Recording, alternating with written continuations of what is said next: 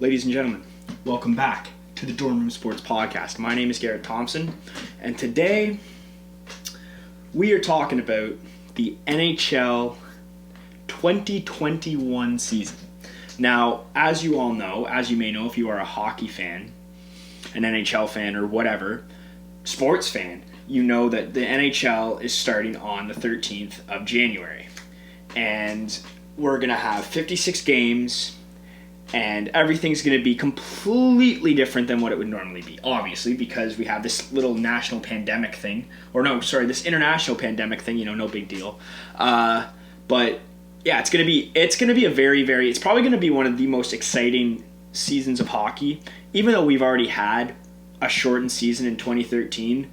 The Leafs made the first round, and we won't talk about that anymore. But coming into this, I think this is going to be one of the most exciting seasons, strictly because of the fact that we have an all-Canadian division that's going to be absolutely off the chain to watch. Everybody's thinking it. I'm thinking it. I think it's going to be sick and especially with the fact that all the provinces, so Alberta, Quebec, and Ontario, obviously with a good bulk of the teams, about 95% of them basically, finally gave the all clear, or I think it may have been just Ontario and Quebec, I'm not sure, but one of the two options there gave the all clear to play.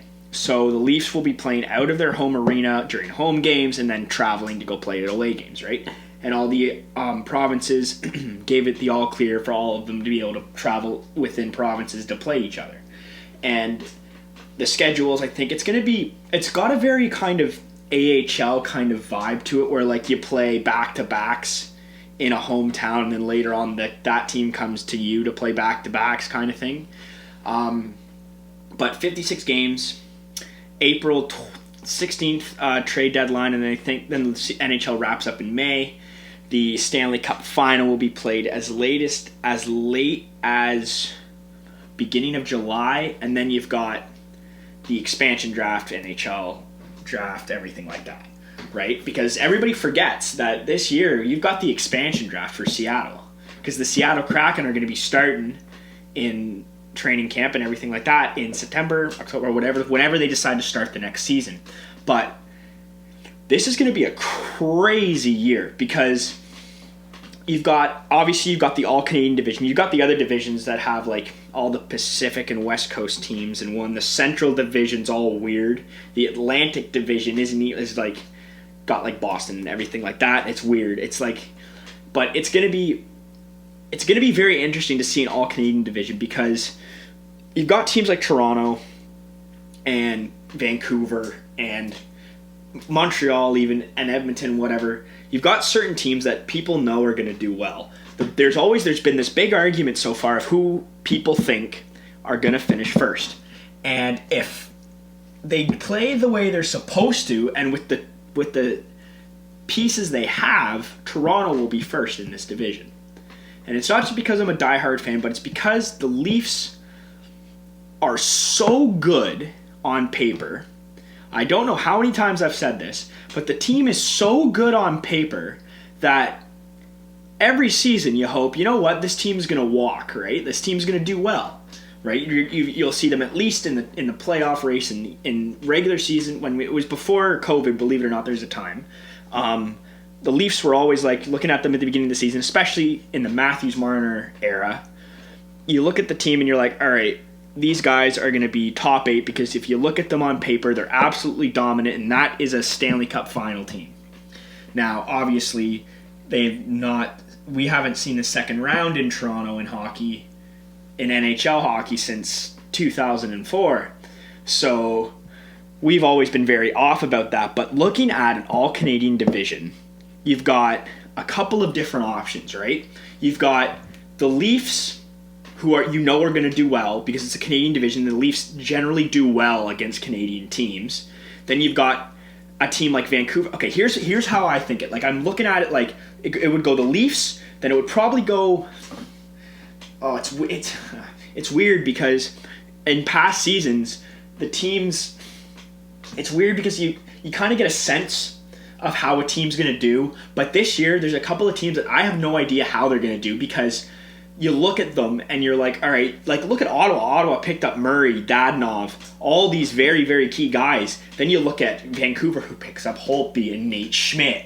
And Montreal picked up Tyler Toffoli. You got a solid backup in Jake Allen. You've got guys that are starting to come out of their element a bit more. Like you've got Nick Suzuki, who you know is going to do well this year.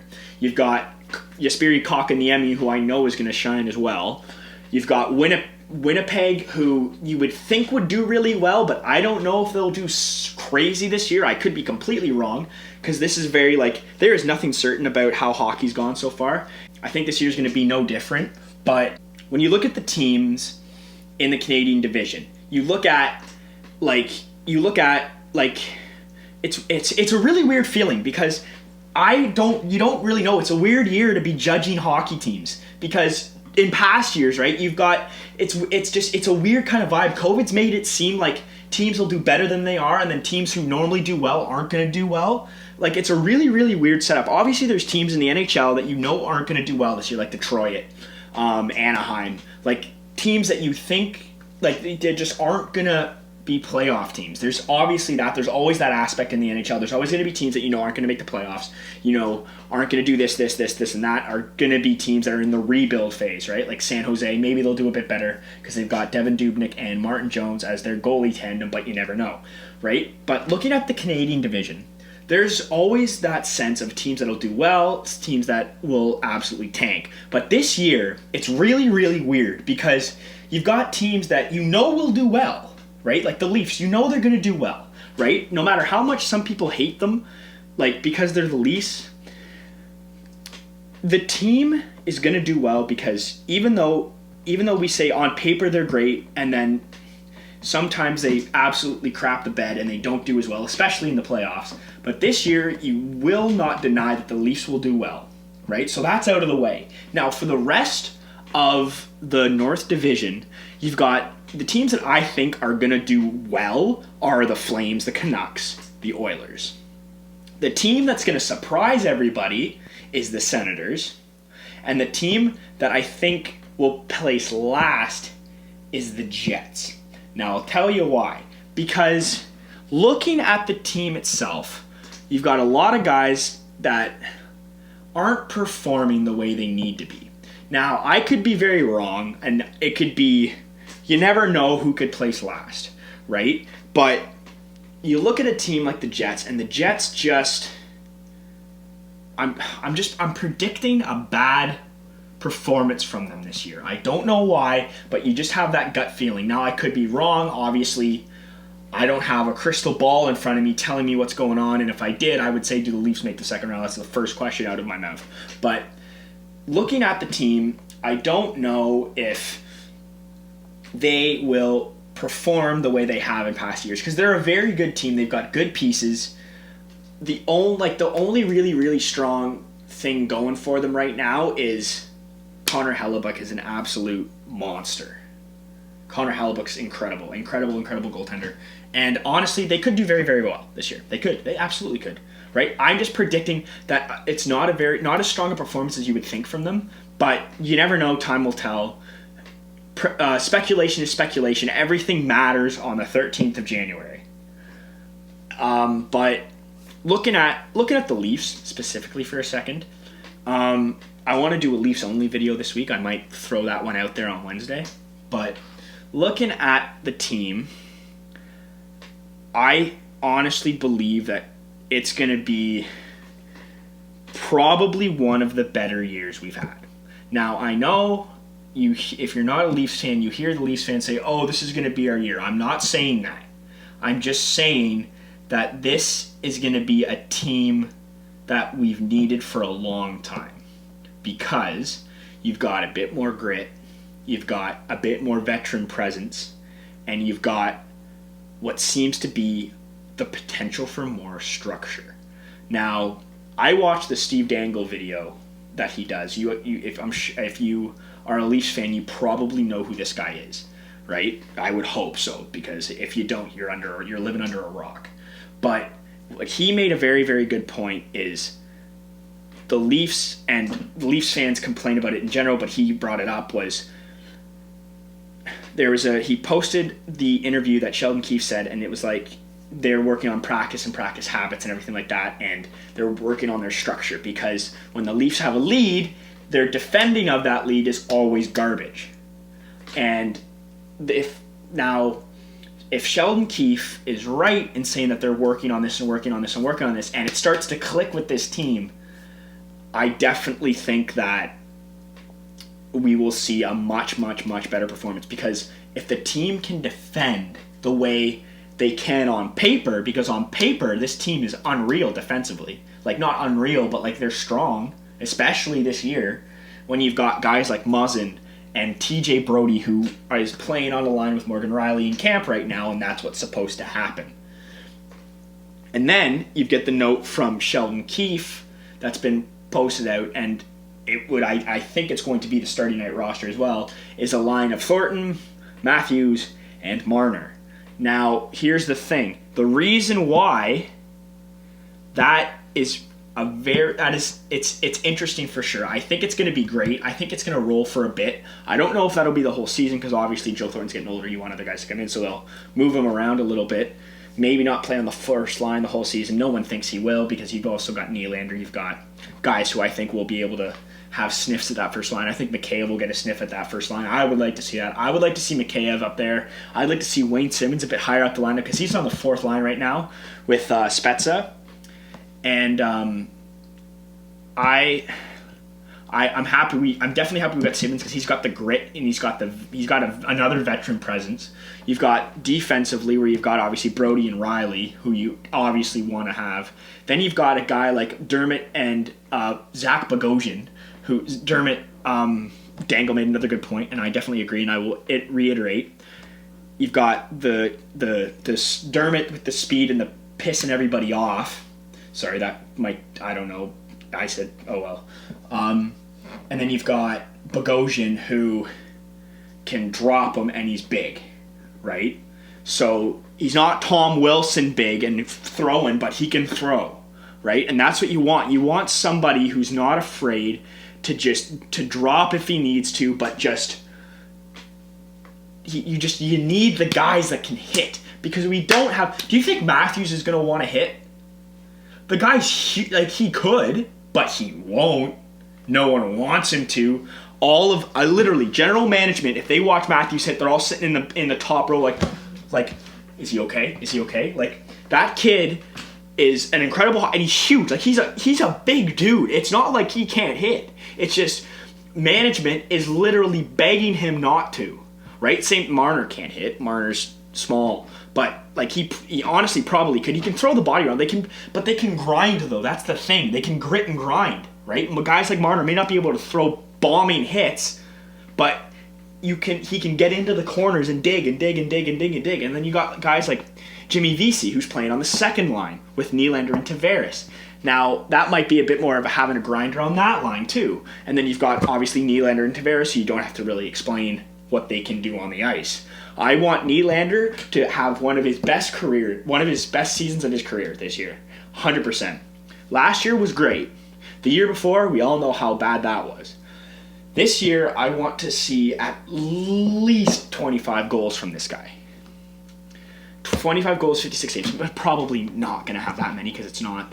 That might be a bit much, but I want a very, very good season from him. I want a great season from Tavares too, and I think we'll get that. I think Tavares will be like, all right, let's get some business done here.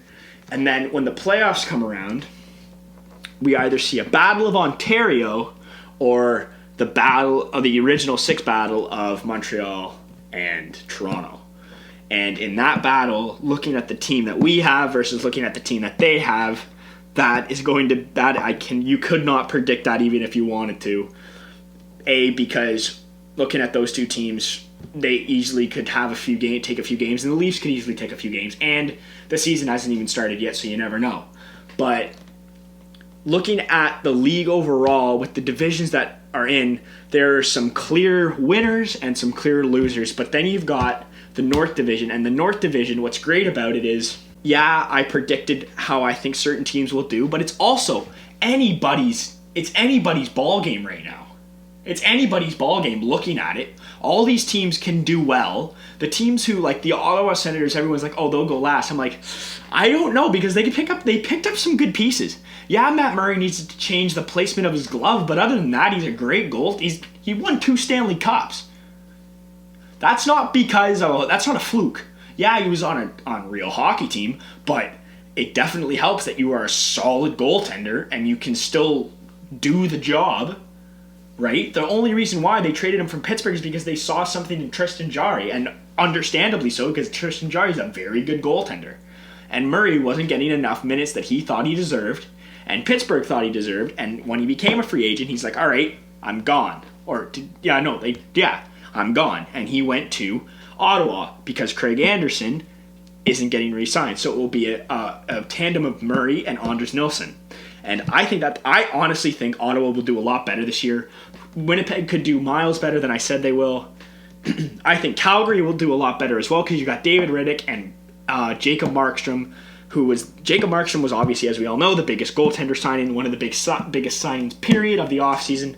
And I think that with those two in net for the Flames, I think that will be unreal. Thatcher Demko, if he can play the way he did in the playoffs, that's the biggest gamble. Vancouver's in a very bad spot right now because you've got Braden Holtby, who nobody knows how he'll do. I think he'll have a better year this year. But you've got Thatcher Demko, who you're making him your starter, your possible starter, based off of 3 games. And just the general work ethic of the kid. And he's played very, very, very well during the regular season. But the highest pressure and the biggest minutes of people of why I believe they're making this call is of those playoff games. And that's a big gamble, but if that pays off for them, that is going to be a cash. That is going to be absolute money, and I think that'll be a great call because I want Thatcher Demko to play well this year. I really do. I think he will. I think he'll play really well. I think Braden Holtby will play well, as I said. Looking around the league, like Montreal, Carey Price is Carey Price. I know everybody's like, oh, he's had some offseason. He's Carey Price. He'll bounce back. I know he will. Jake Allen, that's a great backup for them to have because they've had some really shaky backup goaltending. Charlie Lindgren's been okay. They had Keith Kincaid, and that was unbearable to watch. And that's why they traded him. That was unbearable to watch. And I feel bad for him because Kincaid had some good Devils days, so that kind of sucked. But that was unbearable hockey to watch him play. Oh my God! But then you look at a team. Then you look at Jake Allen. That's a solid backup, and can be your starter if Price goes down or if Price is having some rocky starts. That's a guy you can trust in net. And I really think that Montreal will have. This is really how I'm explaining it. This is really anybody's ball game right now, and I'm so excited to see it all happen. We are 9 days away from it happening. 9 days. On Wednesday, it will be 1 week until there's National Hockey League play. Montreal and Toronto are starting. That's the opening night game for the boys in blue and white. Those are some good opening night games. Montreal and Toronto. The last one we had, I don't know if we played them starting last year. I think we played. I forget who we played, but it was the year before when Tavares came. I was down at Maple Leaf Square for that game. Oh, that was a barn burner. That was awesome. Went to overtime. Matthews scored the opening goal and the winning goal, and Tavares scored. When Tavares scored, the place went nuts. But that was, so this is going to be a good season. I'm excited. I'll be making more videos before then, of course, and I'll be making one on the day. So, people, get excited. There's some big hockey stuff going on. Leave some suggestions. I know my comments have been turned off, but leave some suggestions on what you want to see. Thank you guys very much for watching. Like, subscribe. I hope you enjoyed it, and I will see you all in the next one. Thank you so very much.